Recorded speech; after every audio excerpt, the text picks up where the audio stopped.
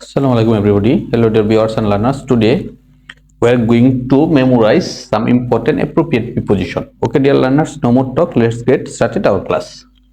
প্রিয় শিক্ষার্থী, আজকে আমরা কিছু গুরুত্বপূর্ণ appropriate preposition মুখস্থ করব। দেখি আমরা প্রথমে কি দেওয়া আছে, ignorant of. ignorant of শব্দের অর্থ হচ্ছে অজ্ঞ। তাই ignorant এর সাথে appropriate preposition এর সময় of বসে এটা অজ্ঞ অর্থ দেয়। ignorant of অজ্ঞ। superior এর সাথে কি বসে, টু বসে। superior to অর্থ হচ্ছে সর্বশ্রেষ্ঠ। superior to সর্বশ্রেষ্ঠ। তারপর হচ্ছে compete compete এর সাথে for বসলে এটার অর্থ আসে কি, প্রতিযোগিতা করা।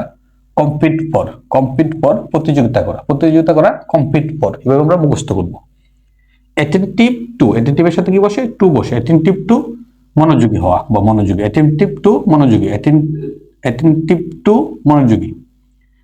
বেরি শব্দের অর্থ হচ্ছে ভিন্ন হওয়া, আলাদা হওয়া। বেরি আমরা বলি পার্সন টু পার্সন বেরি করে। বেরি ফ্রম বেরির সাথে কি বসে, সবসময় ফ্রম বসে। আলাদা হওয়া, ভিন্ন হওয়া। তারপর হচ্ছে উইঙ্ক এট উইঙ্কের সাথে কি বসে, এট বসে। উইঙ্কের সাথে এট বসে। উপেক্ষা করা। উইঙ্ক এট উপেক্ষা করা। ইউজফুল এর সাথে কি বসে, টু বসে। ইউজফুল টু অর্থ হচ্ছে উপকারী। Useful to